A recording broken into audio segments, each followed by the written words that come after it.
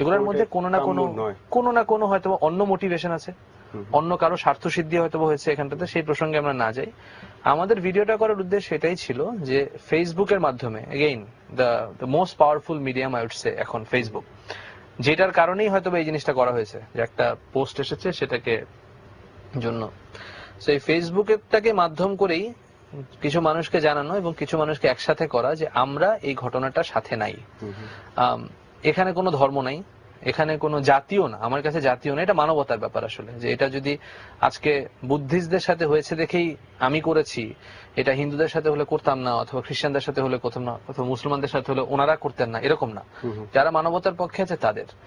আর এটা কোনো এরকম কোনো কিছু ছিল না। আমরা অনেক সময় অনেক সিলি পোস্ট দেখি কিন্তু ফেসবুকে, যে এই ছবিটি যদি আপনি শেয়ার না করেন তাহলে আপনি মুনাফিক, অথবা এই শেয়ারটা যদি আপনি না করেন তাহলে আপনি মানবতার শত্রু, আপনি দোজখের আগুনে জ্বলবেন।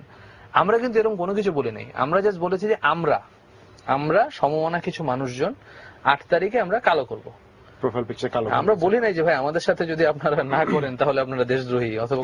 এবং আপনি যে মানবতার কথাটা বললেন, রাজীব ভাই আপনাকে শুরুতে প্রশ্ন কম করছে বলে মনে করবেন, আপনাকে ছেড়ে দিব, কারণ আমার কাছে এক গাদা গালির লিস্ট আছে আমার কাছে, ফেসবুক থেকেই না নেওয়া, ওগুলো নিয়ে আমরা কথা বলবো। তবে তার আগে বিশ্বজিৎ জি গল্পটা আমাদেরকে বলছিল যে একজন ভদ্রলোক, তার ইন্টারভিউ বিষয়দের পরিচয়টা একটু দিয়ে রাখি, সেটা সে কিন্তু একজন, তাকে আমরা সোশ্যাল অ্যাক্টিভিস্ট বললেও ও কিন্তু আসলে সিইও ফর একটা কম্পিউটার, একটা আইটি টেকনোলজিস এন্ড সলিউশনস একটা সফটওয়্যার ফার্মের কি, সে কিন্তু সিইও, এবং সে কিন্তু ইজ এ বিগ শট। যাই হোক, তো তুমি একজন ইন্টারভিউ করেছো, তো তার ব্যাপারটা যদি একটুখানি বলতাম। ইন্টারভিউ ব্যাপারটা, আমি যখন ওখানে সাইটে যাই, সাইটে যাওয়ার পরে প্রথমে হচ্ছে যে আমি রিলিফ গুলো ডিস্ট্রিবিউট করার আগে আমি প্রথমে যেটা করছি, ওখানকার ভিকটিম যারা আছে তাদের সঙ্গে, তারপর হচ্ছে ভিকটিমদের রিপ্রেজেন্টেটিভ যারা আছে তাদের সাথে কথা বলছি। তো এদের সঙ্গে কথা বলতে বলতে আসলে এই লোকের সামনে আমরা পড়ে যাই। একজন আমাকে ডেকে বললো যে এই লোক, উনি একজন মুসলিম, উনি লোকাল মুসলিম, উনি ঘটনার সময় প্রথম দিকে উনি প্রোটেস্ট করার চেষ্টা করছেন। ওনার নাম হচ্ছেন শামীম আহসান বুলু, এবং উনি নিজে আমাকে বলছেন যে ওনার সাথে আরো বেশ কয়েকজন। উনি প্রোটেস্ট কেন, এই এত এই তাণ্ডবের ভিতরে উনি প্রোটেস্ট কেন করতে গেলেন, কোন সাহস? মানে আচ্ছা, এটা উনি আমাকে, আমি ওনাকে জিজ্ঞেস করছিলাম যে আপনার কিসের এত ইয়ে ছিল যে আপনি একটা বুদ্ধিস্টদের বাড়ি পুড়ে দিচ্ছে, টেম্পল পুড়ে দিচ্ছে, আপনার তো কিছু যায় আসে, আপনি কেন আগে আসলেন এভাবে? তো সে যেটা বললো যে দেখেন, এখানে আসলে বুদ্ধিস্ট বা মুসলিম কোনো ব্যাপার না, হ্যাঁ, এখানে যেই ওরা তো আমার প্রতিবেশী, হ্যাঁ, আমরা একসাথে পাশাপাশি থাকি, ওরা আমার ভাই। এই ওদের বাড়িতে যখন একটা অনুষ্ঠান হয় তখন আমি ওখানে যাই, ওদের সঙ্গে সার্ভ করি। আমার বাড়িতে যখন একটা অনুষ্ঠান হয় ওরা আমার বাড়িতে এসে সার্ভ। আমাদের রিলেশন অনেক অনেক পুরনো, অনেক ডিপ একটা রিলেশন। তো আরেকটা বড় ব্যাপার হচ্ছে এইসব, এখানে যে টেম্পল গুলো আছে, এই টেম্পল গুলো অনেক 300-400 বছরের পুরনো টেম্পল। এখানে অনেক হাজার হাজার বছরের পুরনো রিসোর্স আছে, যেগুলো আসলে আমাদের দেশের সম্পদ, প্রত্নতাত্ত্বিক সম্পদ। হ্যাঁ, আমার মনে হচ্ছে যে এখন যদি এখানে অ্যাটাক করে তাহলে হচ্ছে যে এই জিনিসগুলো ডিস্ট্রয় হয়ে যাবে। উনি ওই চিন্তা থেকে আসলে আগে আসছিলেন প্রোটেস্ট করার জন্য, এবং ওনার সাথে কয়েকজন ছিলেন স্থানীয় মুসলিম ছিলেন, মাসুদ, ফরহাদ, আরফান, হারুন, ওসমান, এটা আর কেউ ছিলেন। আচ্ছা, বিশেষ তুমি যে ইন্টারভিউটা নিয়েছিলে তার কিছু অংশ আমরা দর্শকদেরকে একটু শোনাতে চাই, এই সেই অংশটা, এবং তার ছবিটা দেখাতে চাই। আমরা এখন সেই ইন্টারভিউটা একটু শুনবো। যখন করতে গেছেন, আপনার কি মনে হয় না আপনাকে মেরে ফেলতে পারে যে কোনো সময় করে? আপনাকে তো মাথায় দিক থেকে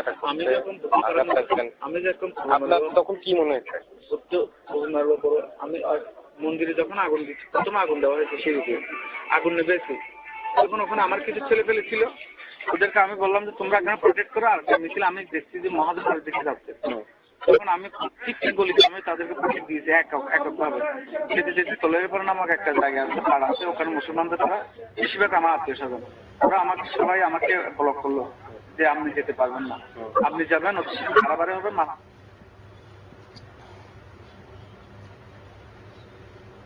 ইচ্ছে হলে আসতে পারেন, আলে না আসে। তখন আমি পূর্ব পাড়ার মধ্যে লাগাংশ বাড়িতে যাই, তখন দেখি বাইরে সোহাস মাস্টারের বাড়িতে তার বাড়ি বাড়াগুড়ি ভাঙছে।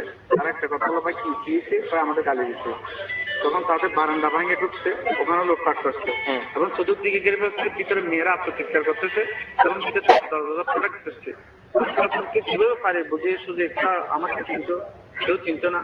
আমি বের করে আনছি, আমার সাথে একদম মৌলবী ছিল, মৌলবীটা একটু কেটে করে এবং বুঝবেশা কথাবার্তায় রোহিঙ্গা মনে হয়েছে আমার, এবং আমার সাথে সাথে ছিল, মানে এই যে 8 কিলোমিটার পথ আমি যে প্রোটেক্ট করে আসতেছি, ও আমার পাশে থেকে তখন কি করছে, ও একটা স্লোগান দিয়ে নারায় থাকবে। আমি বললাম যে আমি মুসলমান, আপনি স্লোগান দিলে আমার ইচ্ছে হয় বড় বাড়ি ভাঙার, দয়া করে স্লোগানটা দেবেন না, ইসলাম শান্তি সাম্য প্রত্যেকটি ধর্ম। এখন ইসলামের কারোর সাথে কোনো বিরোধ নাই, এগুলো ইসলামে না যায়। শুধু আপনি স্লোগানটা দিয়ে না, আপনি বোঝার চেষ্টা করেন।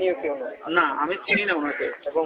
এবং আমি যখন বাড়ির চতুর্দিকে যখন এরা ডাউন করতে কিংবা পেট্রোল মারবে এরকম আমি তাদের যে কোনো প্রকার বুঝে হচ্ছে রিস্ক নিয়ে আমি আনার পরে এই হুজুরে আমাকে ইচ্ছা মারছে।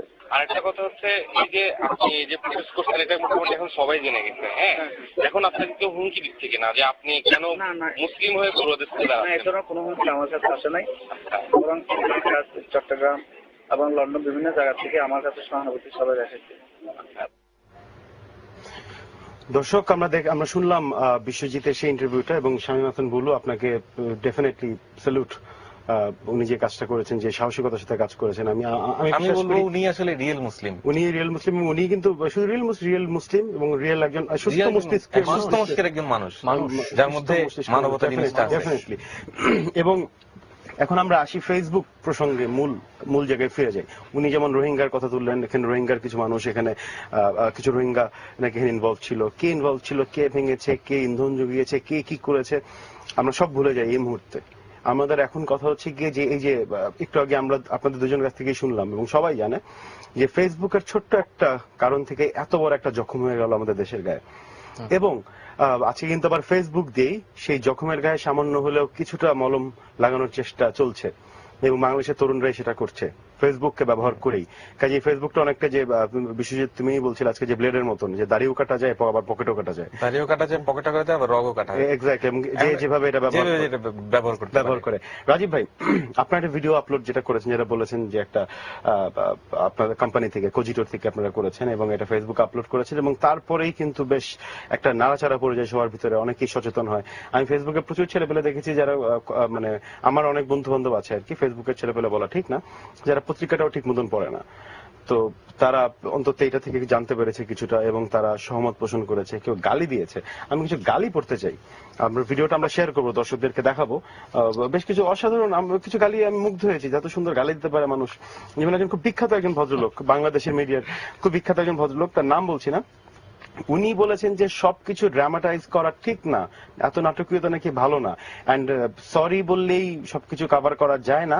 আর কাকে সরি বলতেছো? রামুতে ফেসবুক নেট ইউজ করে কয়জন? একটা বিজনেস অর্গানাইজেশনের অফিসে বসে গিটার বাজিয়ে অফিসের নাম দিয়ে স্টান্টবাজি না করে রামুতে যাইতে বলো। This is publicity stunt. Rajib ভাই, ডিফেন্ড করতে হবে আমাকে? আপনি না চাইলে আপনি ক্ষমাও যেতে পারেন। আরেকটা সরি প্যাকেট ধরে আমি ওনাদেরকে আসলে ক্ষমা কেন চাবো? আমি ওনাদেরকে আসলে একদম মানে অন্তরের অন্তঃস্থল থেকে আমি ওনাদেরকে ধন্যবাদ জানাই। কেন ধন্যবাদ জানাই?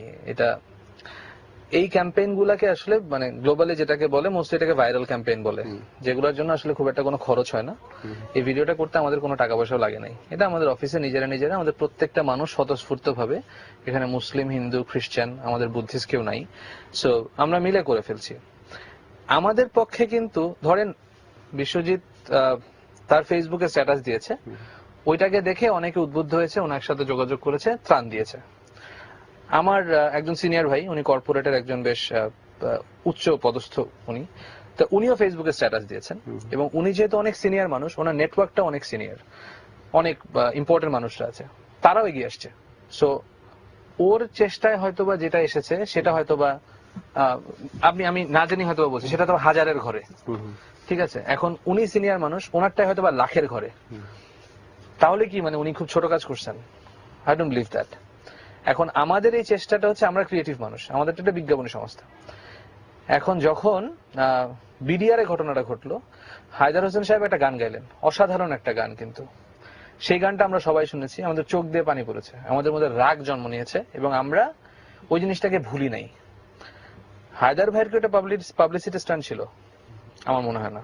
হায়দার ভাই সেটা তার নিজের মধ্যে যে ফিলিংসটা ছিল সেই রাগটা থেকে করেছে। এখন আমরা তো গান গাইতে পারি না, অথবা আমাদের ওরকম নেটওয়ার্কও নাই যে আমি একটা ফেসবুকে স্ট্যাটাস দিব, লাখ লাখ টাকা আমার কাছে চলে আসবে।